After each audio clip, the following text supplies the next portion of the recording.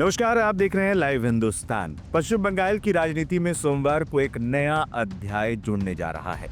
ममता बनर्जी की तृणमूल कांग्रेस से निलंबित और मुर्शिदाबाद के कद्दावर नेता हुमायूं कबीर अब आर पार की लड़ाई का मन बना चुके हैं। हुमायूं कबीर सोमवार 22 दिसंबर को अपनी नई पार्टी का ऐलान करने जा रहे हैं। उन्होंने साफ कर दिया है कि वो अब किसी के भरोसे नहीं रहेंगे, बल्कि खुद किंग मेकर बनेंगे। हुमायूं कबीर ने दावा किया है कि उनकी नई पार्टी आने वाले विधानसभा चुनाव में बंगाल की सभी 294 सीटों पर अपने उम्मीदवार उतारेगी। इससे पहले शुक्रवार को हुमायूं ने दावा किया था कि नई पार्टी के ऐलान के दिन 4 लाख लोग पहुंचेंगे। मेरा 22 तारीख बेला 12 बजे वो खगड़ूपड़ा मोड़ NH 34 का नजदीक में आ जाइए।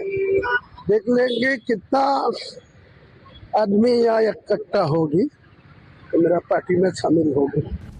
आपको याद दिला दें कि हुमायूं कबीर वही नेता हैं जो हाल ही में बाबरी मस्जिद को लेकर सुर्खियों में आए थे। इसी महीने की 6 दिसंबर को बाबरी विध्वंस की बरसी पर उन्होंने मुर्शिदाबाद के रेजीनगर में अयोध्या की बाबरी मस्जिद जैसी एक मस्जिद बनाने के लिए आधारशिला रखी थी। उनके इस कदम को टीएमसी ने सांप्रदायिक राजनीति करार दिया था, जिसके बाद पार्टी ने उन पर कार्रवाई करते हुए उन्हें सस्पेंड कर दिया था। हुमायूं कबीर का गढ़ मुर्शिदाबाद माना जाता है, जो एक मुस्लिम बहुल जिला है। कबीर ने ऐलान किया है कि वो अकेले अपने दम पर मुर्शिदाबाद की 22 में से कम 10 सीटें जीतेंगे, और अगर ऐसा होता है तो वो ममता बनर्जी के कोर वोट बैंक में बड़ी सेंधमारी होगी। कबीर ने यह भी संकेत दिया है कि वो कांग्रेस या ओवैसी के पार्टी के साथ गठबंधन के रास्ते खुले रख सकते हैं। सोमवार को मुर्शिदाबाद में होने वाली उनकी रैली में वो अपनी पार्टी के नाम और झंडे का अनावरण करेंगे। अब देखना दिलचस्प होगा कि ममता बनर्जी इस नई चुनौती से कैसे निपटती हैं। इस बीच बंगाल पहुंचे संघ प्रमुख मोहन भागवत ने बंगाल में बढ़ती इस्लामिक कट्टरता और मुर्शिदाबाद की घटनाओं पर बयान दिया है। उन्होंने कहा कि इससे ना तो मुस्लिमों का भला होगा और ना ही हिंदुओं का। बंगाल में बढ़ता हुआ इस्लामिक कट्टरवाद, हिंदुओं के प्रति हिंसा की घटनाएं, बांग्लादेश की परिस्थिति, वहाँ की घटना और मुर्शिदाबाद की घटना, मुस्लिम घुसपैठ, ये सब जो बातें हैं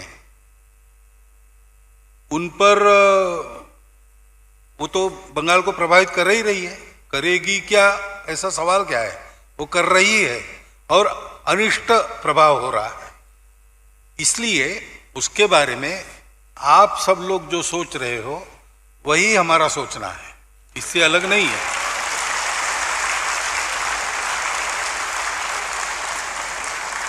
अब बांग्लादेश की सीमाएं जैसी खोली थी वैसे अभी खोलना की नहीं, एक प्रशासकीय प्रश्न है, क्योंकि जो आएंगे उस सीमा से वो कौन आएंगे इस पर नियंत्रण होना चाहिए।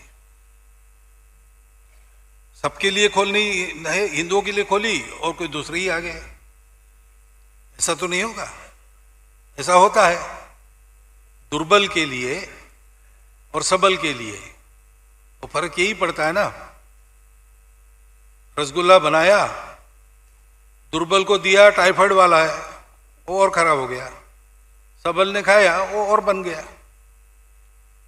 तो जो उपाय करेंगे वो उपाय जिस पर किया जाने वाला है, जिसके लिए किया जाने वाला है, वो कैसा है इसको देख के वो करना पड़ता है। इसलिए विचारपूर्वक कुछ विचार करके बोलना पड़ेगा।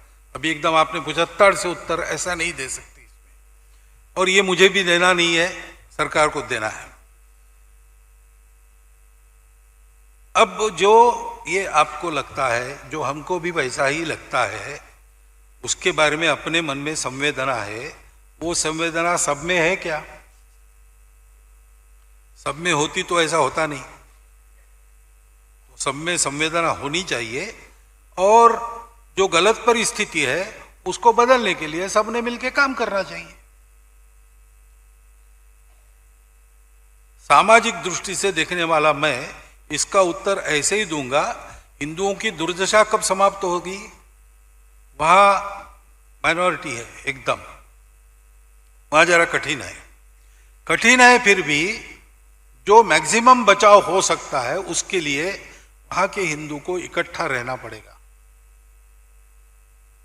और दुनिया भर के हिंदुओं को अपनी मर्यादा में रहकर उनकी कितनी मदद कर सकते हैं, जो और जितनी कर सकते हैं उतनी सब करनी पड़ेगी, हमको भी करनी पड़ेगी। और हम तो वो कर रहे हैं।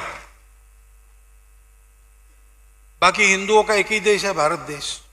तो भारत की सरकार को इसका संज्ञान लेना पड़ेगा, कुछ करना पड़ेगा। कुछ कर भी रहे होंगे, कुछ बातें बताई जाती है, कुछ बताई नहीं जा सकती।